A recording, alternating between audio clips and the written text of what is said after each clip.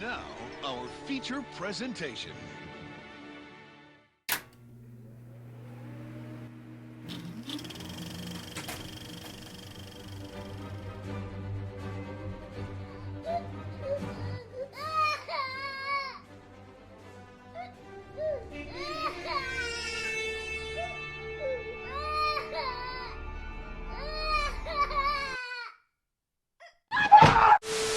Hello movie fans, thanks so much for clicking on episode of Side Flick. My name is Chris. I want to start off by saying thank you so much guys for helping me hit 400k subscribers. I'm eternally grateful for every single one of you who tune in to watch my videos, whether those be the horror movie ones, the news videos, or when I try new things. Either way, I just want to thank y'all from the bottom of my heart, and I didn't get all Christmased out for no reason and gain all this weight.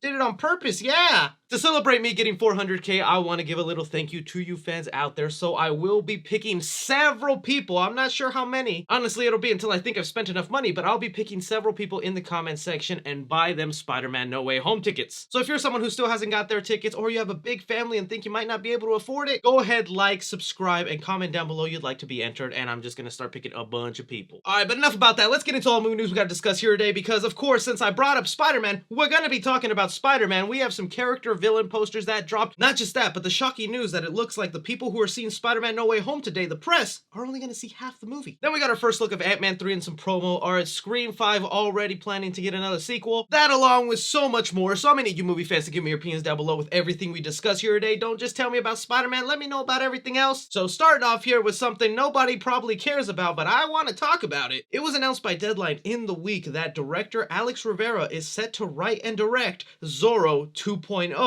which is going to be a reboot of the Zorro character. Now, before you skip away from this story, I gotta tell you about this damn plot. The plot details go as the film reimagines the iconic character as Oscar de la Vega, a young undocumented hacker known as Zorro, and that's O with zeros. While fighting back against a secret government unit that attacked his mother, he discovers a high-tech conspiracy that threatens not only his family, but the world. Batman's parents didn't die for this! Because true Batman fans will know that his parents got shot after watching Zorro. And look, I want to be fair and give every movie a shot, but I am such a big fan of the Antonio Banderas Zorro movies. I'm curious how this will turn out, but naming the movie Zorro 2.0 is going to make people think this is a sequel. Also, why did you make him a hacker? Either way, throw it off to you guys. How do you feel about Zorro getting a reboot and him becoming a hacker? Moving on to another movie here that you guys are probably going to think is ridiculous, but it might turn out amazing. We got here the news that Scary Stories to Tell from the Dark director, Andre Overdahl, hopefully I pronounced that right, he will be adapting a horror movie based off tarot cards. Deadline reports that the project is set to be a high-concept thriller, turning tarot cards into a movie. Look, if we've had movies about Ouija boards, or hell, they're still in development with that horror movie Magic 8 Ball with Blumhouse, wonder when that's happening. I'm kind of curious how this will turn out. There is some potential in here. I've been someone who's gone to a tarot card reading. I've been a sucker, I know. Only reason I'm giving this a shot is because of the director, since I actually enjoyed Scary Stories to Tell from the Dark, and they're still set to make a sequel on that movie. Hopefully now he can show us non-PG-13 horror. How are you guys feeling about tarot cards getting a movie? Moving on, talking about some Scream 5, good old 5 cream. It's still the movie that's on one of my most anticipated lists for next year. And not only did we get the amazing news that of course the movie will be rated R as expected, but sometimes you never know with these damn studios, but we also got comments from co-director Tyler Gillette, who was following me on Twitter before I lost my damn Twitter account. Hopefully you follow me back, Mr. Gillette. But he goes ahead and talks about the future of the franchise, making it very clear they have plans for a sequel. He goes ahead and says, the new cast of characters is so wonderful. The legacy cast, they're so wonderful. I think what we discovered and what screenwriter Guy and James is they found a real reason for the next story to exist.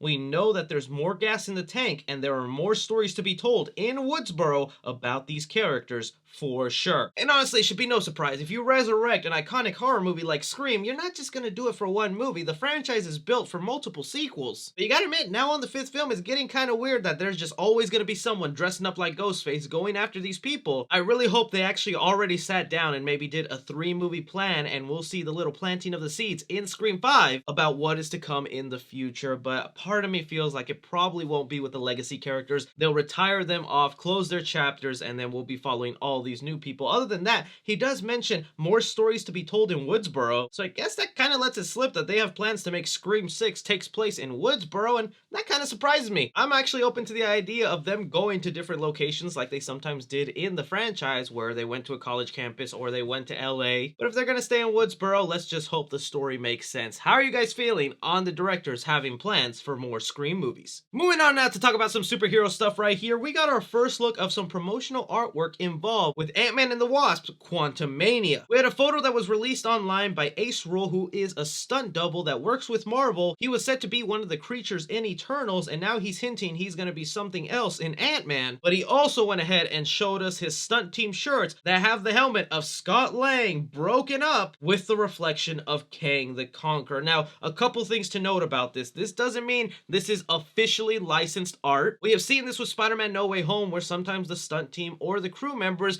will Photoshop shirts themselves and just kind of hand it out to each other as a remembrance for everything they went to, which is why we saw some of the Spider-Man No Way Home merch having cosplay costumes in the t-shirts. It's not official, but it's pretty obvious why they chose an Andrew Garfield costume to be part of that crew shirt. So even though this might not be officially licensed and it could just be a creative member on the stunt team who photoshopped these together, I think it's still a great indication to what we can expect in Ant-Man 3. And to me, it shows this movie's gonna be dark, okay? I've been thinking this for the longest time. Ant-Man and the Wasp Quantumania is gonna do what Thor did with Thor 3 Ragnarok, where they reinvented the character, switched up the style, and did something that people ended up liking. Now, I don't think they'll go full colorful and wacky like they did with Thor 3. In fact, I think they'll do the opposite and start making the Ant-Man movies a lot darker than we expect. And I feel like that's a need to change. I love the first Ant-Man movie a lot, and I was kind of meh on Ant-Man 2. So they're wanting to switch up some style. How are you guys feeling about this promo art with Ant-Man 3, and what do you think it entails for the movie? And since we're on the Marvel train and showing some leaked stuff, I'll just throw this in here real quick. We also got a leaked Lego set for Doctor Strange 2 Multiverse of Madness with some official promotional art on the box that showcases Doctor Strange, America Chavez, Wanda, and Wong. Other than Spider-Man No Way Home, I am just wildly curious to see the way Doctor Strange 2 turns out, because it is just supposed to be Cameo City with so many universes that we're going to be traveling to, especially with Sam Raimi attached as a director. Now, as far as this monster goes, some people have noted that on the box they have him named as Gargantos, and that's kind of weird because lately we've been hearing that Doctor Strange 2 will actually have the villain of Shumagorath. The funny thing being that these two characters kind of look identical, at least with us not knowing what the MCU is going to be doing, so it could still be that this giant eye tentacle monster could be the bad guy for Doctor Strange. I just can't wait to see if this movie makes any sense with all the rumors we've been hearing about it. How do you guys feel about this Lego set for Doctor Strange 2? Spider-Man is in fact Peter Parker.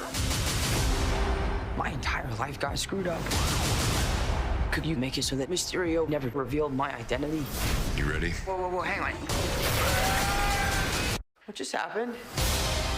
When I shut that spell down, we started getting visitors. Looks like we got competition From every universe.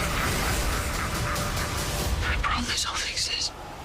Exclusively at movie theater. All right, now moving us to Spider-Man No Way Home talk. I do just want to say thank you guys who have been following along with my reviews of the Spider-Man movies. I've already done the first 3 Sam Raimi films. That's been a lot of fun. But here with Spider-Man No Way Home, we got some cool updates. Some international character posters have dropped, and this has been something I've been dying to see, man. I want some character posters of the villains in this movie. And here, going one by one, we have Dr. Octopus that I think looks really badass in this framing. Man, these Spider-Man No Way Home posters have just been absolutely terrible. To the point now we're staring at these, I don't even know whether to love them or hate them. I'm actually on the side of thinking these are kind of dope, especially the Electro one. It's kind of cool seeing his arc reactor there, and I can't wait to see how they're going to explain this in the movie, as well as if we're going to get a scene of him building this suit and how it affects his powers. But I think the one that looks absolutely the most stunning is this Green Goblin one, of that costume just looking so amazing. I know some people are pissed off that they did the thing that they do with the Tom Holland Spider-Man suits and cover it with a layer of CGI, but I feel like it does modernize it enough to where if they didn't do that, we could obviously tell it was made of plastic and foam. All I'm begging to see now is Funko, please reveal to me what the other No Way Home pops look like and which villains you decided to do. But the other thing we have to discuss with Spider-Man No Way Home that is kind of blowing my mind, late last night it was reported by Big Screen Leaks, who has had some reliable scoops in the past, is coming out and saying that the people who are set to watch Spider-Man No Way Home today, because that's when we were told that today would be the first screenings, the press will actually only be shown the first 40 minutes of the movie and not the entire film. Now, I do just want to make clear before we continue to talk about this story, right now it is not 100% confirmed, but I had several people who are more professional critics in the industry that actually work for outlets go ahead and reach out to me that that's exactly what they heard too, that they will not be shown the full movie. And one of the reasons is because, I don't know if you guys were aware of this, when Eternals came out, a journalist who works for Variety, like an actual reputable news station, as soon as he got out of his screening for Eternals, he tweeted out what the post-credit scene was and basically ruined that for a bunch of fans. Plus, we also saw what happens when Andy Serkis went ahead and screamed Venom 2 Let There Be Carnage. There were spoilers everywhere after that fan screening. It seems that Sony really does not want that to happen for Spider-Man No Way Home, so they're only going to show the critics the first 40 minutes of the movie, and then with that footage, they'll be able to go ahead and do some interviews talking to Tom Holland, Zendaya, and Jacob. And there's really only been one other time when they did this. I think it was either for Infinity War or Avengers Endgame, where they only showed critics half the movie, and that was to protect people from spoilers. Now, some theories on this, if it's true. Man, you're gonna hate me for saying this, so get ready to throw them tomatoes. Imagine if they did this because Andrew and Toby are actually not in the movie, and they do not want the press going out and saying, yo, they're actually not in the movie, and ticket sales will really go down after that. That is like the fear I have in the back of my mind. Obviously, you guys know I'm like 99% certain they're in the movie, but the negative side of me is like, man, what if that's the reason? They're not actually in the film and they don't want people to know that they're not in it. Other than that, the obvious reason is because they don't want any scenes about Toby and Andrew getting leaked out there with details and plot synopsis, because that's what fans kind of most want to see. It is the worst kept secret in Hollywood, but at the same time, there's a lot of people out there who are a little unsure they might be in it, and that's enough curiosity for someone to be buying a ticket and trying to go see it as soon as possible. So we'll find out by the end of today or come tomorrow if the critics were actually shown only 40 minutes of the movie or the entire film. Either way, if major spoilers come out, please do not be sending them to me, and I will not be making a video on it. We've gotten so close to Spider-Man No Way Home, it's time we save as many surprises as we can now that we're almost here. But leave me your guys' thoughts and theories on that. What do you think of the character posters for Spider-Man No Way Home and the possibility that the press will only be shown 40 minutes of the movie? Anything and everything, be sure to like, subscribe, follow me on Twitter at 3C Films or on TikTok at 3C Films. But as always, I'm Chris.